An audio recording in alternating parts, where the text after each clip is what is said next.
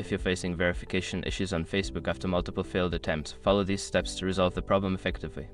Step 1. Review Facebook's guidelines. Before starting recovery, use the s.com link in the description to open the account recovery checklist generator and make sure your verification details are ready. Step 2. Gather required information. Collect all necessary information and documents that Facebook may require for verification. This could include identification documents, business licenses, or any other relevant information that supports your request. Step 3. Access the verification request form. Navigate to the Facebook Help Center and locate the verification request form. Ensure you select the appropriate category for your verification request, whether it's for a personal account or a business page. Step 4. Submit a new verification request. Fill out the verification request form accurately, providing all the required information and attaching the necessary documents. Double-check your entries to avoid any mistakes that could lead to another failed attempt.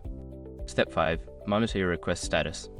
After submitting your request, keep an eye on your notifications and email for any updates from Facebook. Be patient, as it may take some time for Facebook to review your request and respond. By following these steps, you can improve your chances of successfully resolving verification issues on Facebook. If problems persist, consider reaching out to Facebook support for further assistance.